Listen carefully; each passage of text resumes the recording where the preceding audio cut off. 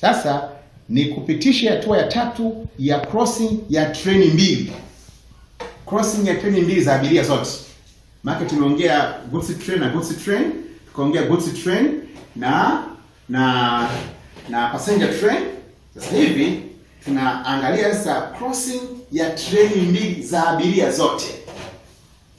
Ukifanya crossing za treni mbili za abiria zote, kwa mujibu wa kitabu hiki au mwongozo huu unaitwa General Appendix to General Rule, section ya pili section O2. Section O2 inazungumzia train control procedures.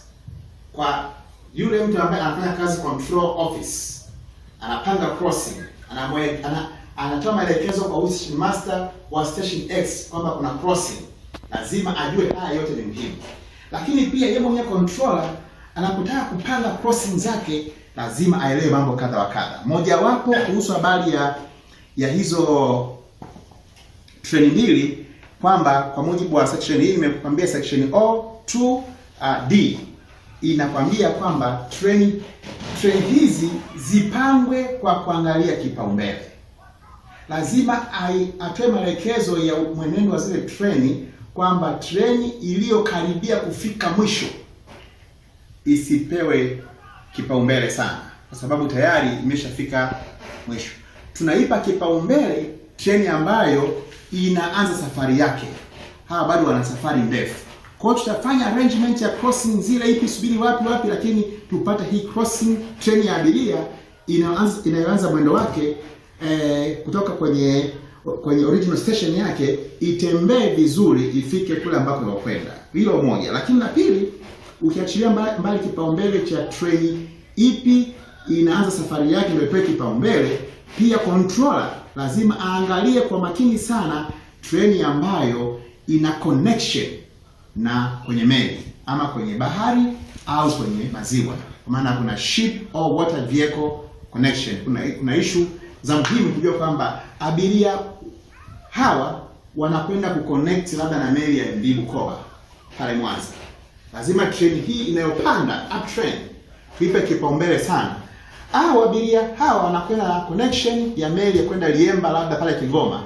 Treni hii tuipe kipaumbele sana. Kwa hiyo ni treni mbili za abiria, lakini tunaipa kipaumbele ipi? Iende kwenye good run. Ni ile treni ambayo kimsingi inakwenda kwenye connection ya meli. Kwa baada ya kusema haya sasa, nikupe short break, lakini tutakwenda, usisahau kusubscribe channel hii. Ongeza maarifa, utapata updates kila wakati kusaidia kuongeza maarifa yako katika namna ya kimasomo unayosoma, lakini pia kwa namna za kuongeza maarifa katika sehemu ya kazi. Tutakwenda kumsikiliza moja ya wanafunzi wetu katika chuo hiki cha reli. Yeye anafahamu nini kuhusu habari ya crossing za trains na anazingatia vitu gani. Naweza pia akakwambia vitu kadha wa kadha vya tahadhari na utajifunza pia kwa eneo hilo. Karibu na usiondoke. Kana sisi. Kwa majina naitwa Yahaya Selemani. Ni mwanafunzi katika chuo cha teknolojia ya reli campus ya Tabora, ambapo hapa ndo main campus yetu. Campus yetu hapa ndo main campus. Sub campus ipo Morogoro. Nimekuwa assigned kuzungumzia mada ya train crossing, kupishana kwa treni katika station fulani. Kama nilivyojitambulisha, nasoma master 1 ile kwa maana ya diploma ya awali. Kitu cha kwanza cha kuzingatia kabla ya kufanya crossing kwa station master yoyote ambaye anajitambua kwa kitu ambacho tumesoma na tulivyofundishwa, kwanza utakiwa kuingia kazini ukiwa umeelewa. Yaani utakiwa kuwa kazini umeelewa, na wala kabla haujaja kazini hautakiwi kuwa umeelewa, kwa sababu shughuli hizi za trains operations zinahusisha nafsi za watu, kwa maana ya abiria, na pia tunasafirisha mizigo ya watu. Kwa hiyo umakini unahitajika ni mkubwa. Utakapokuwa akili haipo sawa katika ulevi, na maana unaweza kuleta hatari kubwa sana. Kwa hiyo kwa nilichofundishwa mimi na nilichokielewa mpaka kufikia level ya station master ni kwamba kabla ya kufanya crossing kwa station master yoyote, kwanza you must be physically fit. Lazima uwe physically fit kama ulivyokuwa assigned na controller kwamba utapokea train leo, train fulani na train fulani ambazo zitapishana kwako.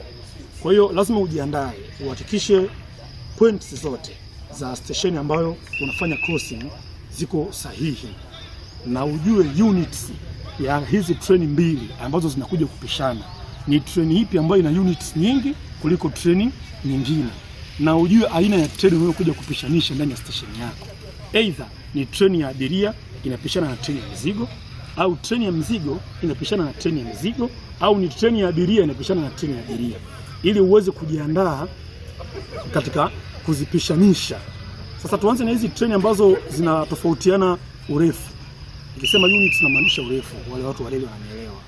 Lazima uangalie ile treni ambayo ni ndefu kuliko treni nyenzake, uhakikishe hazito collide zitakapokuja kufanya ile crossing katika station yako. Uhakikishe moja imekuwa physically fit kabisa, ndiko ndani ya falling mark. Kama station yako itakuwa ina njia 3, basi uhakikishe kwamba collision kati ya treni na treni haitotokea kabisa. Na kama itakuwa ni kati ya passenger train au na goods train, ina maana passenger train lazima tuipe kipaumbele. Kama tunavyojua katika shirika letu la reli, yani passenger train is most important. Zote ni important, lakini passenger train ndio tunasafirisha abiria na ndio raia wa taifa letu. Kwa hiyo tunazipa kipaumbele zaidi. Kwa hiyo kama kwenye station yako una line 2 au una line 3, kwa hiyo tunategemea hii passenger train itakuwa line ya kwanza, ambapo itakuwa inatazamana na administration ile jengo letu la station, ili wale abiria waweze kushuka na kupata urahisi wa kufanya zile activities zao. Kitu kingine cha kuzingatia ni zile usalama wa ile eneo lako. Kama kuna line yoyote ambayo ina shida, uhakikishe kabla treni hujairuhusu kuja, basi utoe taarifa kwa ile in rear station na hii advance station, treni ile inayokuja, ili yule station master kabla haijaja ampe warning order kwamba njia utakayoingilia labda ina shida 1, ina shida 2 na shida 3, ili yule driver afahamu. Kwa sababu kule campus ya Morogoro wenyewe ukishampa tu warning order driver, yeye anakuwa anafahamu kwamba hiyo warning order natakiwa niingie stesheni kwa namna gani, yeye anakuwa anafahamu. Kwa hiyo hicho tunachoweza nikakieleza kuhusu train crossing kwa namna ambavyo tumepata elimu hapa chuoni, na nishukuru kwa kweli chuo chetu kama mnavyokiona kinatoa maarifa kwa uendeshaji wa trains operations, kuanzia headquarter, usimamizi wa masuala ya kufika. Kama sasa hivi tumeongezewa maarifa ya masuala ya logistics, tunasoma usimamizi wa masuala ya railway.